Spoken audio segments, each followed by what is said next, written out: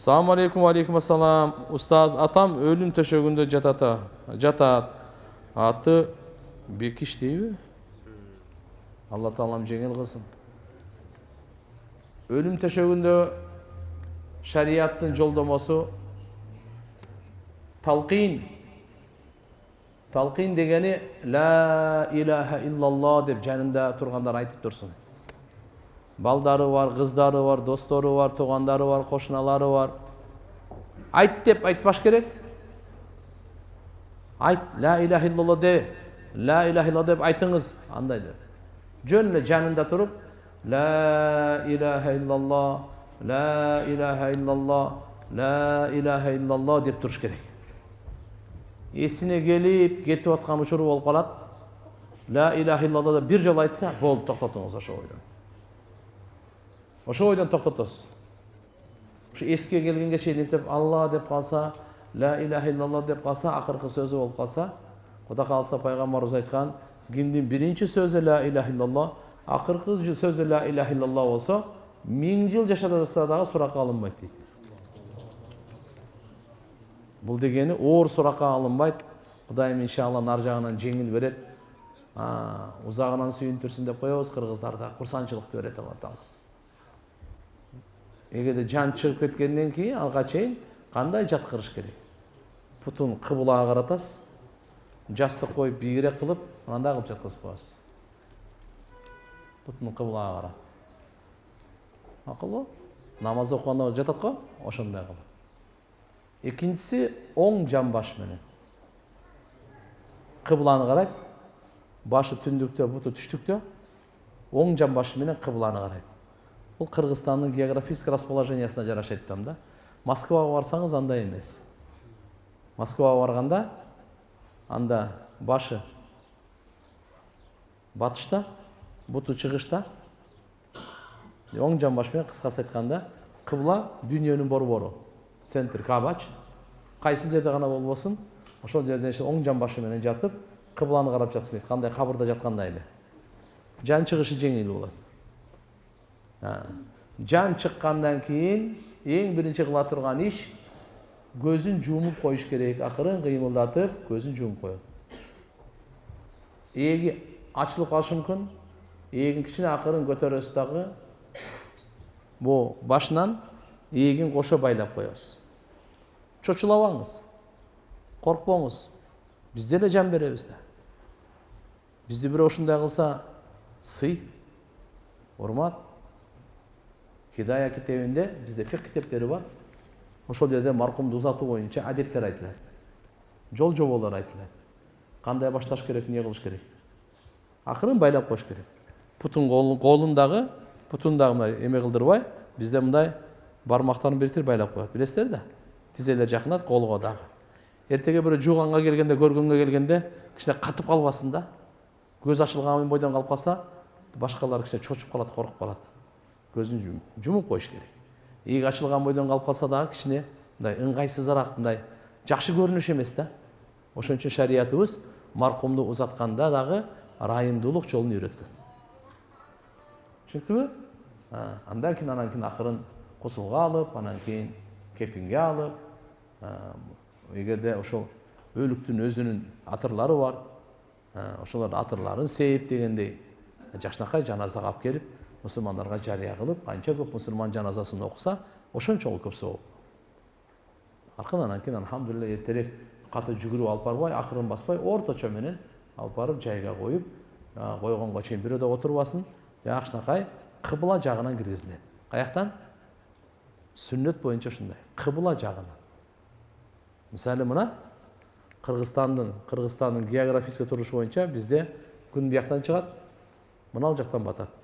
Гөр ушундай казылганда мындайдан киргизилет бизде. Түшүнүктүбү? Кыбла жагынан. Кыбла жагынан. Имам Шафилер бияктан киргизет. Бизде кыбла жагынан. Лахитте го мындан кылдырып. Мындай кылып туруп, бияка казабыз. Өтө эле комната кылганын кереги жок. Адам отура турган эледен келсе болду. Жакшынакай коюп, жаап, бышкан кыш менен эмес. Кам кыш деп коебуз, быш элек жөнөкөй кыш менен жакшынакай жаап, анын үстүнөн топурак таштап, жакшынакай кылып дуа кылып, Куран окуп бастап. Алла Таалам жеңил кылсын.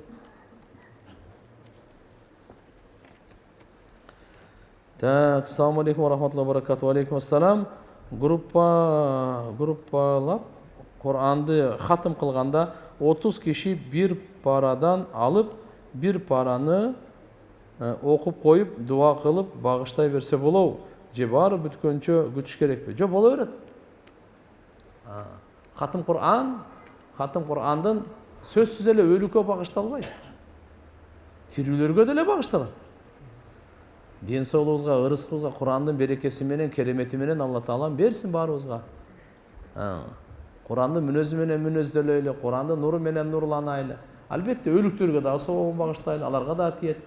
Бирок Куран, жакшы түшүнүңүз. Куран негизи тирүүлөргө түшкөн. Өлүктөргө түшкөн эмес. Тирүүлөр амал кылсын деп түшкөн. Окусун деп түшкөн. Ачсын, көз карасын. Ошо көзүн ушул жерден тартпасын деп түшкөн Куран. Албетте сообу да өлүктөргө да тие берет. Бирок ушу биз ушундай деп түшүнүп алганбыз, хатым Куран эле өлүккө. Каяк кеттасың Куранды окуганга өлүккө. Мээде ушул эле калганда Куран өлүккө гана окулат деген мээде калып калыптыр да. Андай эмес, Куран күн сайын окулат. Кийин өзүңүз окуйсуз. Күн сайын окуганга Куран күн сайын окугаңды китеп. Соған багыштай бересиз, эчтемеңиз.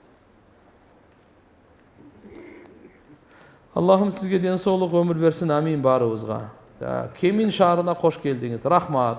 Мен Москвада иштейм.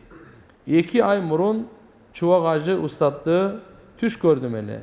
Мен устаттын алдына барып, бир нерселерди сүйлөп жатыптырмын. Анан устаз айтты, Максат ажыга айт, жаштарды окутсун, үйрөтсүн деп. Машалла, кантип сизге жолугам деп жүрдүм эле. Аллага шүгүр кеминге келгениңизге. Кубанычтамын. Менин үй бүлөмө, неберелериме дуа кылып коюңуз. Сизге чоң рахмат. Алла разы болсун. Алла Таалам ыймандуу жашоо берсин. Эки дүйнөдө бактылуу болсун. Чубак адамдардын Алла райымына алып, жайын жаннаттан кылсын. Бизге да Алла Таалам баарыбызга Куран, хадисти окуп, элге жайылтып, үйрөткөнгө күч кубат берсин. Намазга ниет кылып жүрөм, окуйын деп. Апам 5 убакыт намаз окуйт, бирок тахажжуд намазын жакшы билбей жатат. Ошого жооп бересизби? Бул жактан окшойт. Мен дагы сизге суроо берейин дедим. Менин суроомо жооп бериңиз деген үмүттөм, бересиз деген үмүттөм. Мен жолдошум менен таарынышып жүргөнүмө 1 жыл болуп калды. Таарынышыбыздын себеби жолдошум башка аял менен мамиле курат. Ортобузда бир бала бар. Акыркы кезде бизге деле көңүл бурбай калган. Эми айтыңызчы, мен ушул учурда кандай болушум керек? Абдан жаман абалдамын. Өзүм Швецияда иштейм.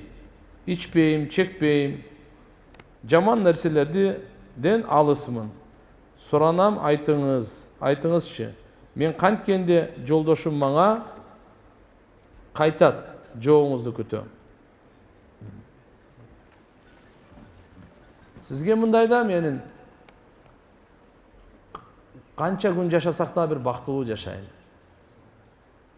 Алла Таала Кур'ан-ы Каримде эркектерге 1, 2, 3, 4 деп уруксат берген.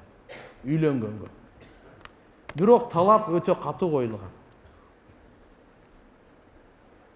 Эгерде экинчи аял алсаңыз, экөөнүн ортосунда адилеттүү болсоңуз аласыз, адилеттүү болбосоңуз албаңыз.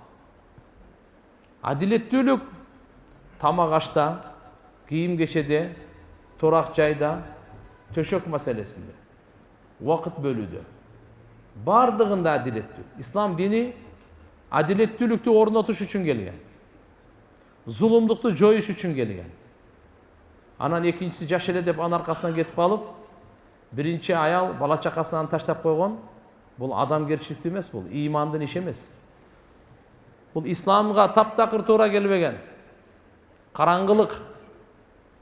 Бул бактысыздыкка алып барат. Сиз экеде ушундай эрк менен 2 аялды алам дедиңизби? Экөөнү тең адилеттүү карап багыңыз. Бир нерсени эске алыңыз. Аялдардын ортосундагы адилеттүүлүктү айтып атам. Биринчи аялдан балдарыңыз болсо, а балдарга өзүнчө убакыт бересиз. Балдарыңыздын тамак ашы, кийим кечеси ал өзүнчө. Ал эркектин мойнунда милдет. Ар-риджал каввамун алан-ниса. Ала куллукум раин ва куллукум мас'улун ан раияти. Кур'анда, хадисте укмуш эрежелер айтылган. Жооптусуңар. Кол алдыңыздарга бу дүйнөдө дагы, ахиретте дагы жооп бересиңер. Ошондуктан зулумдук кылбаңыз. Мейли. Мисалы ала турган болсоңуз, экинчини шарият тыйган эмес. Бирок шариаттын талабын аткара аласызбы? Алла Кур'анда айтып атат. Эгерде адилеттүүлүк кыла албасаң, бирөө менен жаша. Болбойт. Бирөө менен гана тынчтан. Адилеттүүлүк кыла алсаң, мейли анда ал. Бирок азыркындай эмес да. Аялдарга кандай жолдомо? Сиздин акыңызды берип атабы? Сиз сабыр кылыңыз. Сиз Алла Тааладан жакшылыкты сураңыз. Кудайга шүгүр, күйөөңүз бар. Анан кийин мына жерде айтып атасыз, сиз мындай депчи: абдан жаман абалдамын. Жаман абалда эмессиз сиз. Өзүңүздү чөктүрбөңүз да. Жамандыкка өзүңүз жейсизби? Түбөлүктүү ахиретти карабайсызбы? Бала чаканы караңыз, Кудайга шүгүр. Мүнөздү оңдойлу, жакшынакай сөз менен айтайлы. Жолдошуңузга жакшынакай сөз менен айтыңыз. Мейли, ушунча алып алдыңыз эми адилеттүү караңыз эми. Алладан коркуңуз. Ахиретке мен дагы, сиз дагы баарыбыз даярданайлы. Мусулман адам ахиретке даярданып жашайт. Мусулман адамдын алдында ахирет болот. Мусулман адамдын алдында ахирет болсо, чечими баары туура чыгат. Ахирет болбосо чатак болот. Ошон үчүн иншалла ала турган болсоңуз, тең багып, жөн эле напсы кумарды кандыруу исламдын максаты эмес. Аял алганда, кыз ушундай кылып, напсы кумарды кандыруу максат эмес. Биздеги азыркы сөз менен айтканда, социалдык абалды оңдоо максат.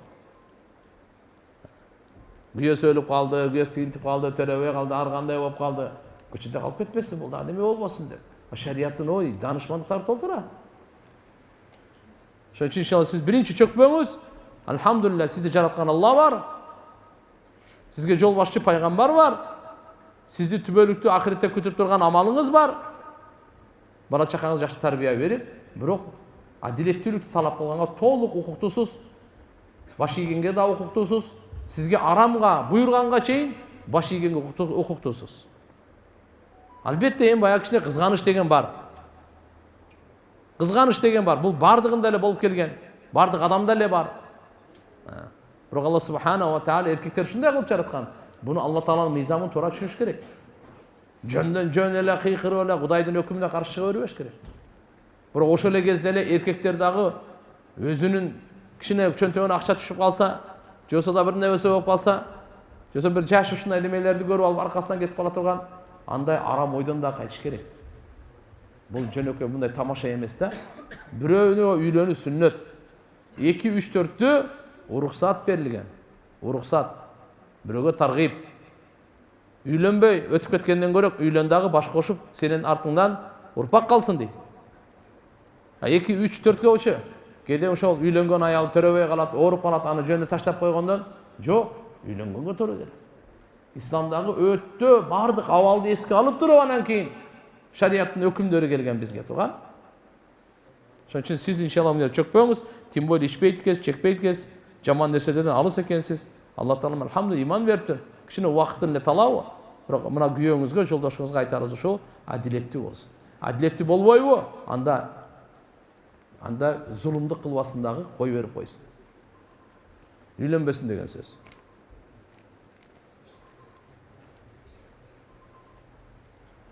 Күйөөм менен ажырашып кеткем. Башың бош деди. Бул талакпы? Боюмда бар эле. Өзүнүн көңүлү жок окшойт. Бирок талак бербей жатат.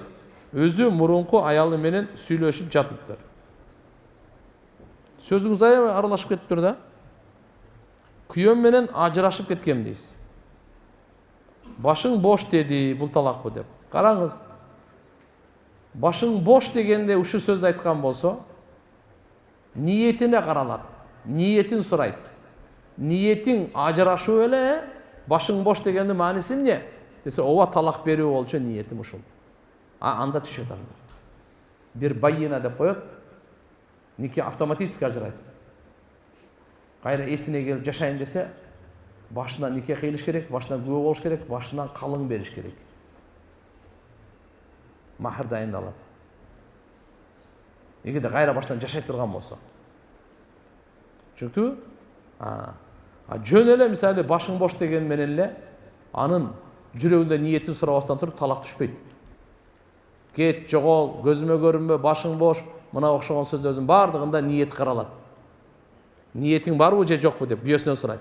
Бар десе түшкөн болот, жок десе коркутуучу эле айткан, мен башым бош бар. Мен ал талак бериш үчүн айткан эмесмин. Бар, жогол, көзүмө көрүнбөчү. Бир ай, 2 ай башың бош туруп турчу.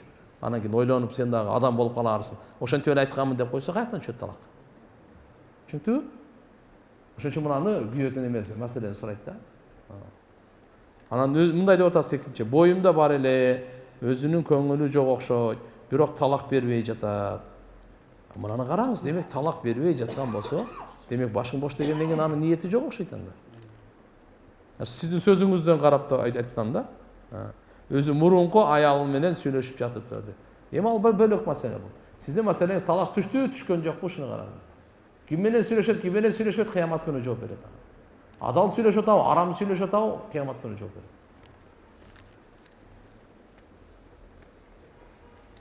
Саламу алейкум ажык. Ва алейкум ассалам. Сизге кайрылуунун себеби, уулум 1 жыл мурун жин кирип кетип ооруган. Ошол убакытта биз молдолорго алып барып дем салдырганбыз. Жакшы болуп калган. Азыркы тапта кайра жалгыздыкты сүйүп, ызычууну сүйбөй, жини тез келе берет.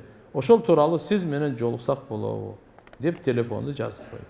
Мындай кылыңыздарда ар биринин өзүнүн адиси бар. Дем салгандын дагы өзүнүн адистери бар. Мен дем салбайм да. Биз сабак беребиз.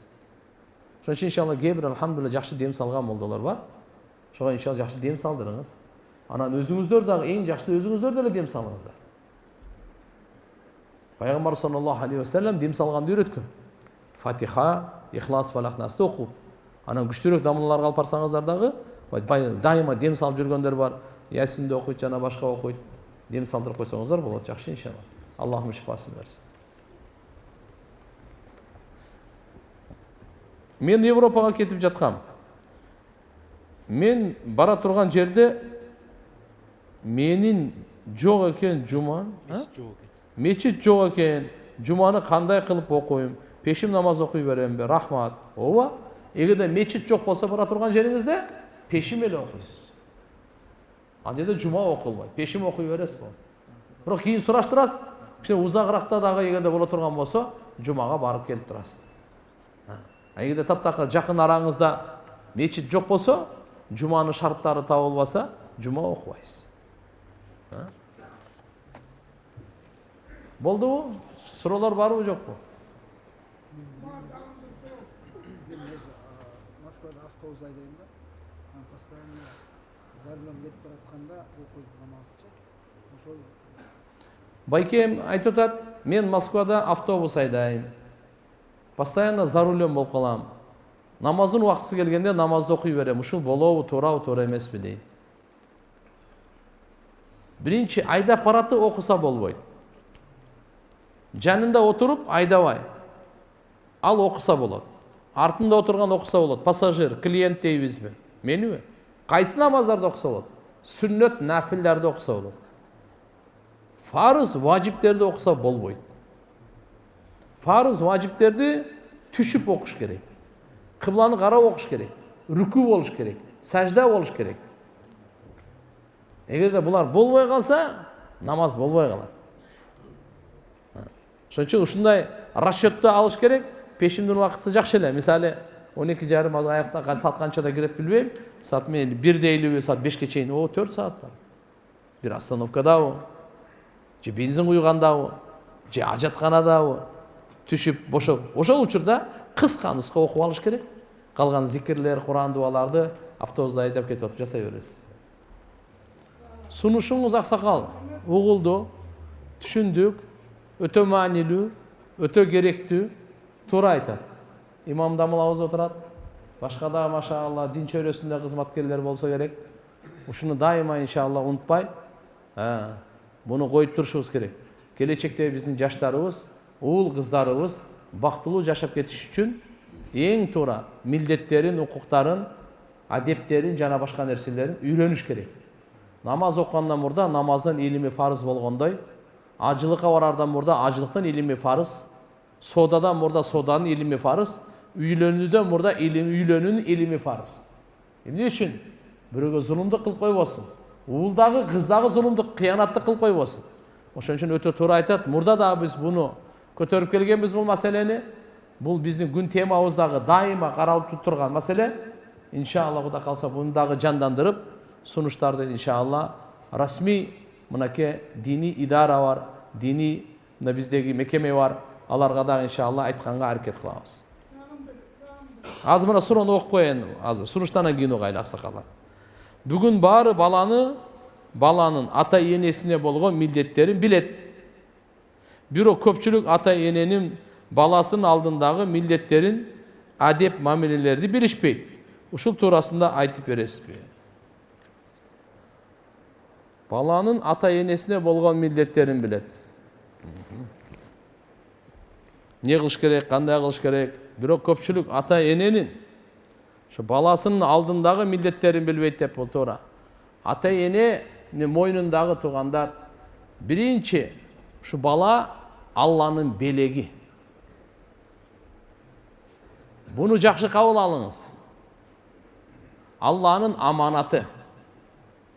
Балдар Алланын аманаттары. Кыянат кылбаңыз, кыямат күнү суракка алынасыз. Балдарга таалим тарбияда эң биринчи ата эненин өзүнүн ыймандуу, динде болушлугу өтө зарыл. Балдарды уяттуулуктун негизде, тазалыктын негизинде, ата энесине күйүмдүүлүктүн негизинде тарбия кылыш керек. Бул ата эне мойнунда милдет. Үйдө аялы менен күйөөсү уруша берсе, жаңжалдаша берсе, мушташа берсе, каргап, сөгө берсе, балдарга ошо таалим таасир этет.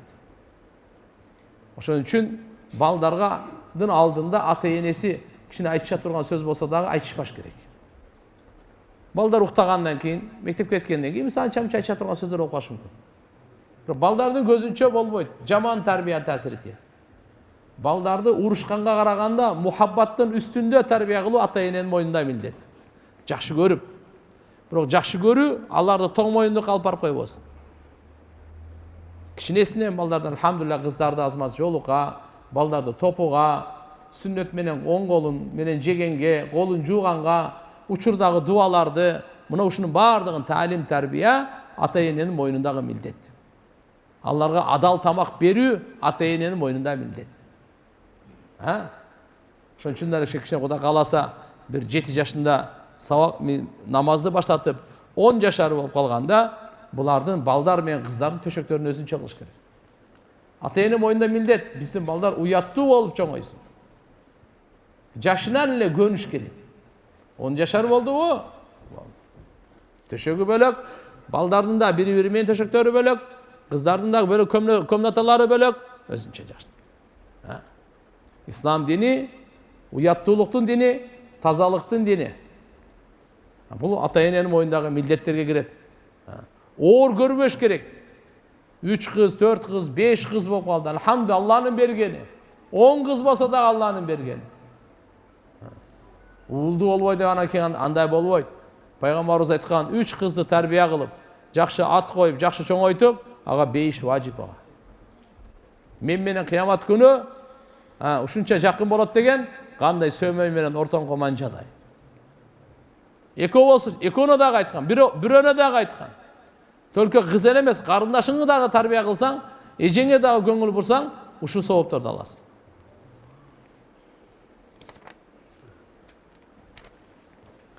Устаз, кайнене, бул только аялдардын суроолору го дейм мына. Кеминде аялдар эле барбы дейм. Эркектер барбы эркектер? Алар күчтүү го дейм талаптар, я.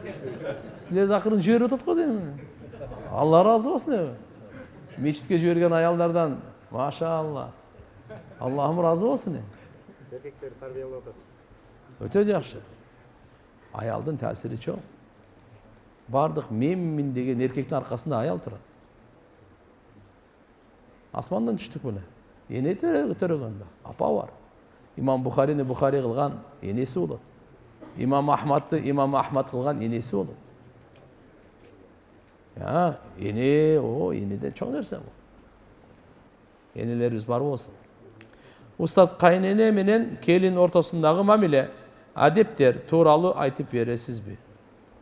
Экөө тең акы укуктарын билип бири-бирине укуктарын, акыларын талап кылышып, үйдө чыр чатакташып атышат. Ортодо кыйналган эле эркектер. Же буга тарта албайт, же тигиге болуша албайт. Чоң рахмат.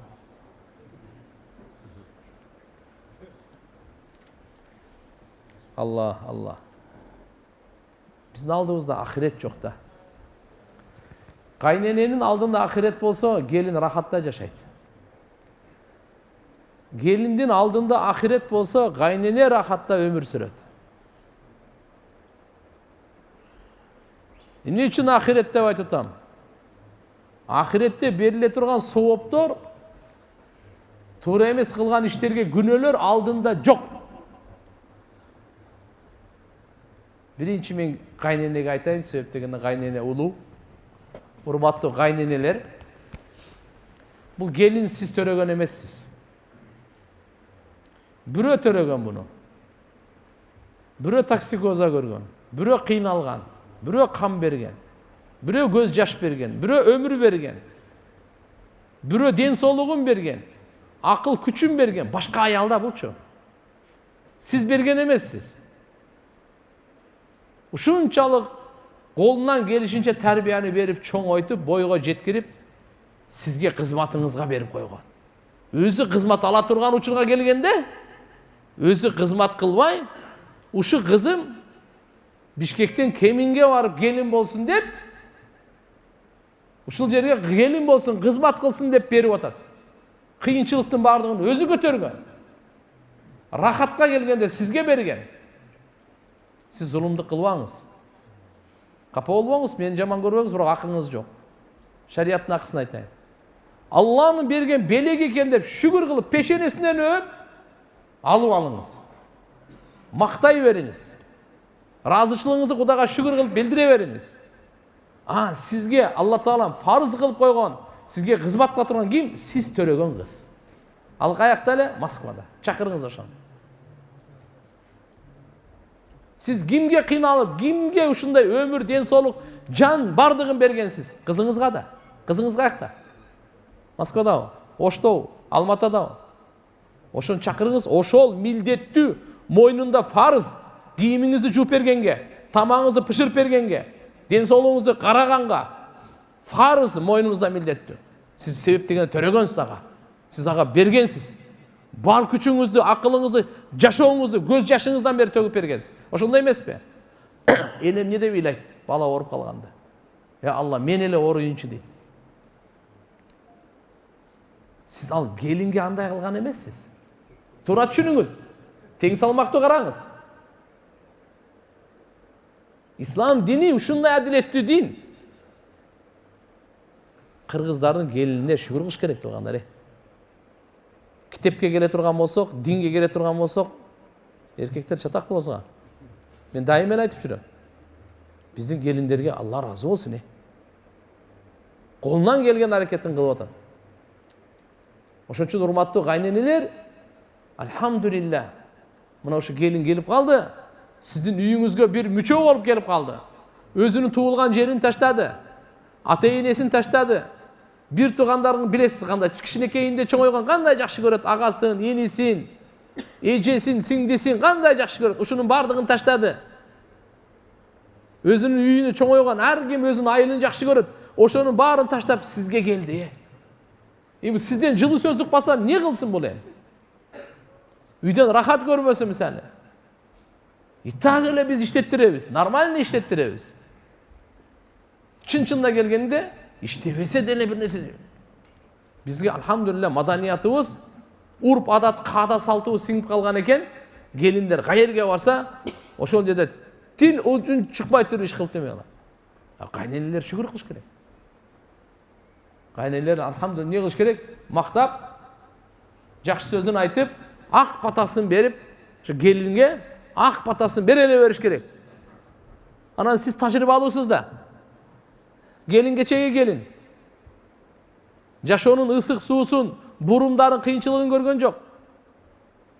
Сиз канча нерсени көргөнсүз. Көбүнчө ушунда келин менен кайнене ортосунда ушундай болуп калгандан, кайненелер, урматтуу кайненелер, сиздер жашаган Советтер Союзу азыр жок. Азыр дүйнө башка дүйнө. Ошон үчүн алхамдулилlah ак батаңызды берип, Алла Таалага шүгүр кылып, ушуга иншалла ахиретте ойлоп, сиздин өзүңүздүн төрөгөн кызыңыз бирөөнүн үйүндө кандай болгонду каалайт элеңиз. Угуп туруңуз. Мына сөздү жакшы көңүл буруңуз. Сиздин кызыңызга ушундай бирөөнүн үйүнө барды, келин болуп барды. Ошол жерде кайненеси бар, кайнежеси бар, кайнагасы бар, кайынсиңдиси бар, бардыгы. Минип алса, ошо болобу сизге кандай дейсиз?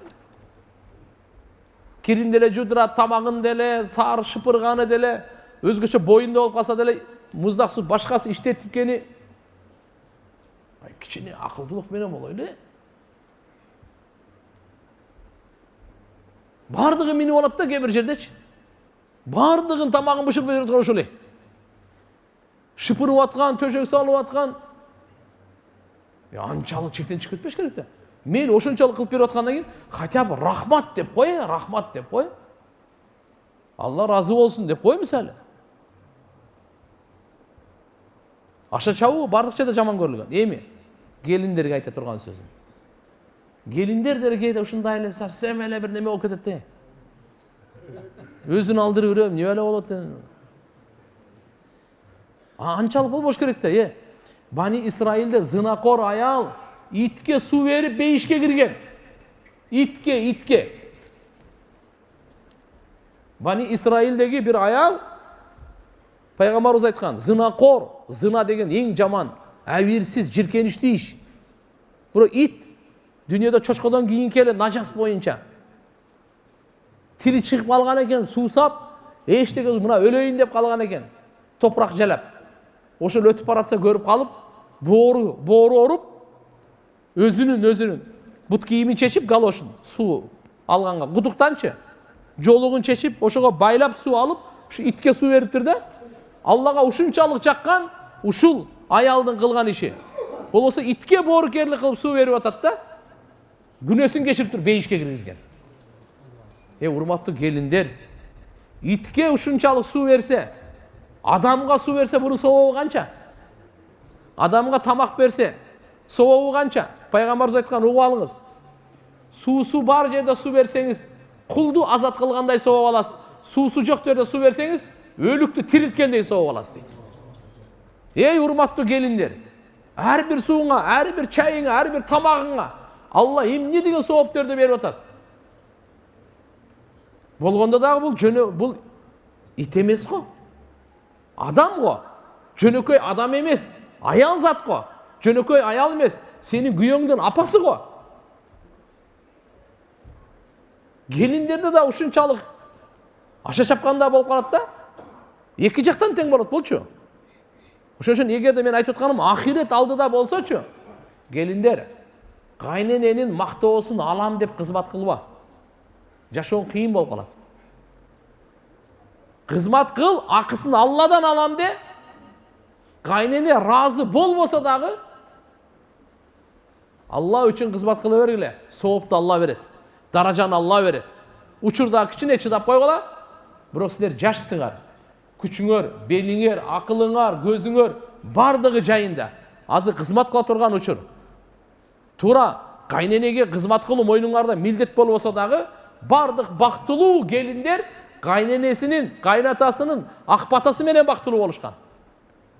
Шарапаттуу аялдардын барды. Ошон үчүн аз-маз кийимин жууп берип койсоңор, төшөгүн салып берип койсоңор, жатаарда массаж кылып, машаалла жаштакай ысык чай берип, Кудайым буйурса, ушул барды кайтат.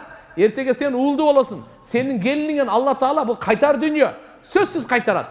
Кандай кайната кайненеңе кызмат кылсаң, бала чакаңар дагы, силердин дагы келиндериңер, силердин дагы күйөө балдарыңар кудду ошондой силерге кызмат кылат. Бул кайтар дүйнө. Эч сиз мына шектенбеңиз. Хадистерде келет. Бирөөгө кызмат кылтасызбы? Аллахтын ыраазычылыгы үчүн. Эртеге сиз карыганда Алла Таала ушундай адамды дайындап коет экен сизге кызмат кыла турган. Кайерден дайындайт, кандай дайындайт? Ага кызыкпай эле коюңуз. Алла Таала ушундай кайыптан алып келип коет, сиздин бутуңузду кармаган, сизге ысык чай берген, нанын берип туруп өзүн бактылуу сезген адамдар мына. Бирок сиз эгерде бүгүн ошо кызмат кылып коюңуз, кызматта колуңуз, урматтуу келиндер, колго кир жукпайт. Эчтеке болбойт. Төшөк салганыңарга сооп аласыңар. Дасторкон салганыңарга сооп аласыңар. Кийимин жууп бергенге сооп аласыңар. Жөнөкөй эмес, өтө улуу сооп аласыңар. Кайненеңерди алхамдулилла карата туруп, жакшынакай көңүлүн айтып, аз-маз кээде кайталап, кээде кайра урушуп койгон, аны жутуп койгула. Карылык деп коюп бүттү. Карылганды карыганда адам бир сөздү кайра кайталап калат. Аны оортутпа да сен. Ошон үчүн эми киши карылуу экен, эртең сен карыганда сен кудду ушундай эле болуп каласың. Бир сөздү кайталап, ар бир нерсе жагып жакпай. Ошон үчүн иншалла мына келин менен кайнененин ортосунда ахирет болсун, үйдө таалим болсун. Бүгүн таалимди кайнене окуп берсин, эртеге келин окуп берсин, ана мухаббатты көр. Башкача мухаббат болот. Үйдө таалим болсун. Экөө тең намаз окуп, кайненеси келинине дуа кылып атат, келини кайненесине дуа кылып атат. Аллаху акбар. Керемет. Бул нурланган, периште толгон үй деп айтса болот муну. Эгерде үйдө таалим болбосо, бири-бирин жемей, жакшысы да жаман, күлгөнү да жакпайт, чай ичкени да жакпайт, отурганы да жакпайт, уктаганы да жакпайт. Шайтан аралап ушуга жеткирип коет. Ошон үчүн иншалла исламдын таалимдери менен аракет кылайын. Пайгамбардын сүннөтү менен жашаганга аракет кылайын. Ошон үчүн иншалла келиндер дагы алхамдулилlah деп Алла Таала мынакей берген экен деп, сени ушул күйөө кылып аткан ошонун апасы. Ага иншалла эч нерсен кем калбайт. Кызмат кылса, айтайын. Бактылуу аялдын белгиси 4. Көзүндө уят болсун. Тили таттуу болсун. Ачуу эмес, уулуу эмес. Колу алек болсун кызматта. Жүрөгүндө сооп иштерин кылганга умтулуу болсун. Мына бактылуу аялдын белгиси. Бай болбосо дагы, балалуу болбосо дагы, оорулуу болсо дагы, чырайлуу болбосо дагы, бул бактылуу. Алла Таалам өзү кудурети менен буну дүйнөдө да ахиретте да бактылуу кылат. Качан? Көзүндө уят болсун, намахрамдарды карабасын. Жүзүндө уят болсун. Жүзүн тартып, тили таттуу болсун, жакшы сөздөрдү сүйлөгөн, зикир, дуа, Кур'ан окуган. Колу алек болсун деп атат. Колу алек болсун деп. Бир нерсени шыпырып атат, бир нерсени тазалап атат, бир нерсени тигип атат. Дайыма иншалла бир чай коюп атат, идиш аяк жууп атат. Дайыма дин соолукка да чоң пайда. Ошол эле кезде колу бош болуп калдыбы? Эми Кур'ан кармасын. Колу бош болуп калдыбы? Колунда таспих турсун. Мынакей аялдарга мен жалпысынан эле бир пайгамбарыбыздын бир хадисин тартуулайын белеке. 1 минутта 40 миллион сооп аласыз. Аласызбы? Алганга таярсызбы? 1 минутада картошка арчып эле, төшөк салып эле айтып коесуз буга. Тил төшөк салбайт да турабы? Сала береби? Кол кыймылдай берсин. Бахауддин Накшбанди айтканда, не деген? О киши айткан, кол кызматта боло берсин, кызмат менен дүйнө менен алек болсун, жүрөк Алла менен алек болсун деген.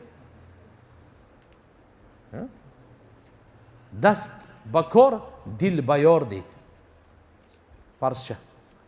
Даст бакор дил байор, дил мынау даст бакор деген кол кызмат менен. Накш, о киши мындай өзү Накшбанди деп коебуз го, тарикатты окуп жүрөсүздөр го. Өзүнүн аты Бахауддин, Бухарада коюлган. Дүйнөнүн канча деген зикир тарикаты ушу кишинин аркасынан. Эми бул киши ушундай аулия болгон, өзү ушу үйлөрдүн, мечиттердин накш деп коет, мындай тартканга, ушундай немеге колу ушу менен алек экен да, жүрөгү Алла менен алек экен да. Кызмат кылып атат колу, бирок жүрөк ким менен алек? Үйдегілер, аялдар, қыздар қызмат қылып отады, бирок жүрек Аллахның зикиринде, Аллахның мухаббатында. Алла көріп тұрады, ұғып тұрады деген сезімде. Мейлі бір хадис Тирмизи шарифтен. Тамими Дари ден риваят бар, пайғамбар саллаллаху алейхи вассалам айтады, "Ман қал", ким айтса, еркек аял айырмасы жоқ. "Ашхаду ан ла илаха иллаллах вахдаху ла шарика лах, илахан вахидан ахадан самадан, лам яттахи сахибата вала валадан, ва лам якун лаху куфуан ахад", 10 маррат 10 жол айтып қоясыз. Бүтті. "Катабаллаху лаху 40,000 хасана", Алла аға 40 миллион сауап жазады дейді. Қанша? 1 минута кетеді бұға. 1 минутада 40 миллион. Ей, урматты қайненелер, келіндер, уақытты текке кетірмейлі. Иш қылып атқанша еле қанша зикірменен. Мына. Алла Таалам иншалла баруызға тауфиқ берсін. Шонша иншалла қайненелер, енелеріміз бар болсын. Иншалла бірақ шонша аша чаппайлы. Бірақ алардан алхамдулилля мына келіндерде қызмат қылғанда тайыва чарчабаш керек. Әр бір қызмат қылғанда күн сайын Алла сізге сауап береді. Күн сайын даражаңызды биік қылады. Кейбір айтады да, мен қайненем ушунчалык жақсылық қылсам деле, жақсылығынан қайтпайды маған. Ошон үчүн кылгым келбей қалды дейді. Мына қатау жерде. Қайненесін ушул жақсы сөзді күтіп, аны қылбаңыз. Алла разы үшін қылса, ошол келин чарчабайды, тажабайды. Жақсылығы қайтабы қайтпайбы андан қызықтырбайды. Алладан қайтса болды. Біреуге жақсылық қылайлы, бұдан қайтсын деп қылбаңыз. Алладан қайтады ал сөзсіз. Аллахым тауфиқ берсін. Мен оқу електе атам қаза болған, жер бойынша 3 ұлыбыз 3-ө тең бөлініш керек.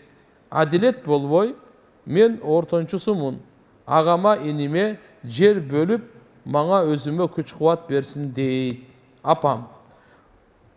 Ошого азыр 6 сотик, ошто 6 сотик дейбі. Бош жер 1 миллион сом болуп атат. Аз акча эмес. Өкмөт бербейт.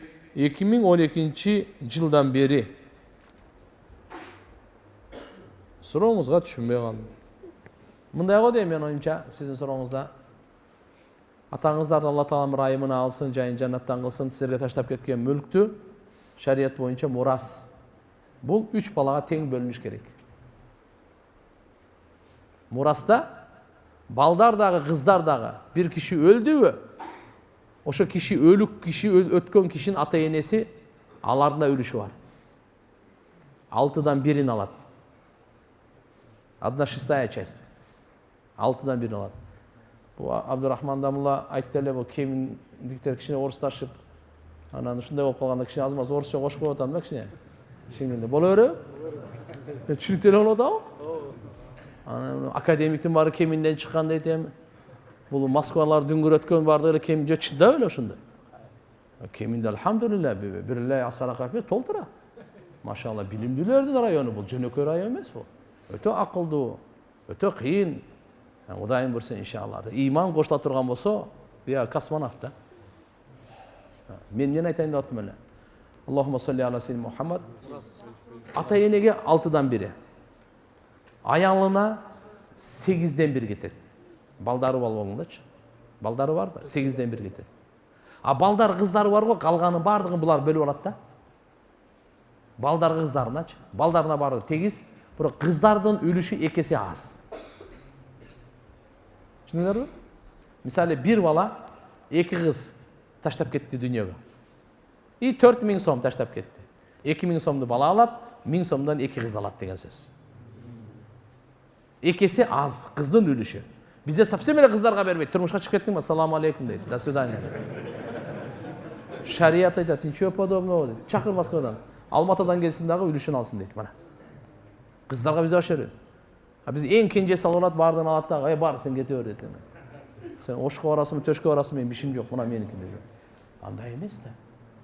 Мына шариятта бардык ошол балдар бар да. Ошон үчүн иншалла карап туруп, мына 3-өө эми иншалла инсап менен эне да боорукер. Мүмкүн мынандай кылып аткандыр. Сиздин агаңыз, иниңиз кичине жөндөмдүүлүгү азыраак болушу мүмкүн. Сиз жөндөмдүү шустрыйраак болушуңуз мүмкүн. А экөөнө берип, анан кийин сизди иншалла бул жашоонун өзү алып кетет, тартып кетет деши мүмкүн. Мисалы да, ал деле бир жакшы эле ой. Бирок Алла бөлүштүрүп берген адилеттүүлүк ага жетпейт турган. Ал бөлүп бергенден кийин өзүнүн акысы менен агасы менен кичине берип койсун, буга бир аз берип койсун, мейли. Бирок өзүнүн акысын алганда биз алып калганга, кымтып калганга акыбыз жок, түшүндүңүздөрбү? Ал аял апасы. Булар балдардын апасы, өлүктүн аялы да. Ал бөлүштүргөнгө акысы жок. Бул бөлүштүрүүнү Алла Таала өзү алган жоопкерчилигине. Намазды мисалы, намаз окуп атабыз го, жума 2 рекет деген жок Куранда. Пешимди 4 рекет дегени жок, шамды 3 рекет деген жери жок. Бунун бардыгын пайгамбарыбыз айткан. Алла жөн эле намаз окугула, все деп койгон. Кандай окуйбуз, кантип окуйбуз, качан окуйбуз, кандай шартта пайгамбарыбыз чечмелеп берген. Бирок мураска келгенде Алла өзү чечмелеген. Орозону дагы Алла Таала чечмелеген эмес. Зекетти да чечмелеген эмес. Ажылыкты да чечмелеген эмес. Түшүнөсүңөрбү? Түшүнүктүү болуп атабы? Мураска кезек келгенде эмне болду? Токтоп тургула деген. Үлүштү мен өзүм чечем деген. Ошон үчүн буга кийгилиш этияттайлы. Өзүбүздүкүн алдырбайлы, бирөөнүкүн алып албайлы. Ошон үчүн өзүңүздүкүн алгандан кийин бере бериңиз, жоомарсызбы? Ким болсоңуз да бере бериңиз. Бирок өзүңүздүкүн аласыз. Мага чектелди, бисе бөлүндү, ушу меники болду. Эми ошо иниңизби, агаңызбы? Бере бериңиз. Бирок сизге билип коюңуз, ушунча үлүш Алла бөлүп берген. Бул сиздин акыңыз. 3 баланын акысы дагы азыркы жер таштап кеткен деп атпайбы? Ал толук тең бөлүнүш керек. Сантиметр тең бөлүнөт. Сантиметр 1 сомго чейин тең бөлүнөт. Андан кийин мейли. Мисалы бирөөсүнүн эми жаш өсүп келатат, бул уже түптөлүп калган бизнеси бар. Берип кое берсин, бардыгын берип коюп ал өзүнүн иши. Бирок башында бөлүштүрүү акысын бирөө 1 сомго акысы жок аралашканга. Түшүнүктүбү? Ошон үчүн иншалла ким ушундай болуп калса, биз азыр мурас илимин жандандырышыбыз керек. Мурас илими бар. Пайгамбарыбыз айткан илимдин жарымы деген. Үйрөнгүлө, үйрөткүлө элдерге деген. Илимдин жарымы бул. Ошон үчүн иншалла кимде эми жаман айтпай жакшы жок. Жамандык менен жакшылык эришип жүрүшөт. Ошон үчүн кимде бирөө ушундай өтүп кетсе, мына дамылаңыздар бар. Сразу келиңиздер дагы айтыңыздар. Эмне таштап кетти өлүк? Ата энеси бар, кээ бир адам жаш бала өлүп калды. Мүлкү бар эле, бир азы бар. Ата энеси бар, бирок бала чакасы жок, аял бала чакасы жок. Ким алат? Же болсо ата энеси өлдү, бир киши өлдү, же аялы өлдү, ата энеси жок, балдары эле бар. Же балдары жок, бир туугандары бар. Балдары болуп туруп, бир туугандарга эч нерсе берилбейт. Түшүндүңөрбү? Эгерде бир өлүктүн баласы болсо, мейли өлүктүн баласы болсо, бир тууганды 5 болобу, 10 болобу, 1 сом тийбейт аларга. Бала аларды тосуп коет, шарият айтат, бала алат дейт, болду. Жалгыз бала болсо дагы, $миллиард болсо дагы баланыкы болот. Түшүндүңүзбү? Анан кийин бала бербейби аларга, ал баланын өзүнүн иши ал. Карындаштарда башкаларына да. Кыскача айтканда, бул мурас илими, бул дагы терең илим, альхамдулилlah адилеттүү илим, бул бар нерсе. Ошондой болуп калгандан кийин, будан ары эми адам өлгөндөн кийин келип туруп үлүшүн бөлүңүз, то есть процентный соотношение. Байлыгын айтпай эле коюңуз, мынча байлыгы бар, мынаны ким кылат, эмне кылат деп. Анын кызыктар дагы эмес молдо. Просто үлүшүн сизге айтып берип коет. Канча баласы бар, канча кызы бар, ата энеси бар, үгөсү барбы, бала аялы барбы, айтып берип коюң, болду. Тык, барын чечип берип коет. Кийин анан тияка барып туруп, ошо ар бир үлүштү сарайдын баасы мынча, үйдүн баасы мынча, ана тиги үлүштүн баасы мынча, дүкөндүн баасы мынча, акчанын баасы мынча, койдун баасы мынча деп чечип туруп, анан бөлүшө берет алар. Бирок бир нерсени унутпайлы. Сөздү ошо менен кыскарат окшойт. Бир нерсени айтып коеюн, караңыздар. Адамга өлүм төшөгү келгенде периштелер бара калат экен. Тууган достору бара калат экен. Туугандары, жакындары. Периштелер айтат экен, "Мада каддама". Ахиретке эмне жиберди экен ушул адам? Десе туугандары, достору, жакындары айтат экен, "Маза аххара". Бизге эмне таштап кетти бул дейт. Адам туугандары барды, бизге эмне таштап кетти? Дүнүйө таштап кетти, кантип өлөбүз деп атат. Периштелер келип атат, таштап кеттиң эмес, алдыга жиберди, эмнени жиберди деп атат. Намаз алдыга кеттиби, кеткен жокпу? Азыр жума окудук го, бул кетти. Садака кылганыңыз, зикир кылганыңыз, жакшы иштериңиз бардыгы алдыга кетет. Сизден алдыга кетет. Günah işleriniz dagы, aram işleri dagı aldıga кетет. Тияктан күтүп алат. Ошон үчүн айтат: "Мада каддама". Эмнени алдыга кетирди экен дейт. Жакшы кетирсе, анда жакшылык. Жаман кетирсе чатак. Ошон үчүн иншалла бекем болобузбу иншалла. Кудай кааласа иншалла анда 4кө чейин танапус кылсак кандай дейсиңер? Я, сиздерге мен райым кылайын, сиздер мага райым кылгыла. Я, райымды жашоон үйрөнбөйлүбү эми, я. Биз да кичине Алла деп кичине бир ысыгыраак чайды ичип келейли. Атайыма эме кел дегем, кетип калайын десекен болууда эмес муналар. Анан кичине ыймандашып, анан кийин анан кетейин. Болобу аксакал? Дуа кылып коелу, кеминдиктер. Бардыгын алып. Алла Таалам иншалла өмүрлөрүңөргө ден соолук, рызкыңарга береке берсин. Ошо кемин жергесин Алла Таалам бардык жакшылыктарды насип кылсын. Ушул жерде бардык уятсыздыктар жоюлсун, арамдар жоюлсун. Жамандык, келишпестик, тополоң, уурулук, кылмыштуулуктун бардыгы жок болсун. Жараткан Алла Таалам ыймандуу, ынтымактуу, берекелүү ушундай аймак кылсын Алла Таалам. Алла Субхана ва Таала ушу жаштарыбызга, бардыгыбызга Алла Таалам жакшы жашоо берсин, бактылуу жашоо берсин. Аксакалдарыбызга ден соолук берсин. Бардыгына иншалла эркектерибизди берешен, жоомарт, бардыгын баатыр кылсын. Аялдарыбызды, кыздарыбызды бардыгын намыздуу, уяттуу кылсын. Бардыгын бактылуу кылсын. Роббана атина фид дуния хасана ва фил ахирати хасана ва кина азабан нар.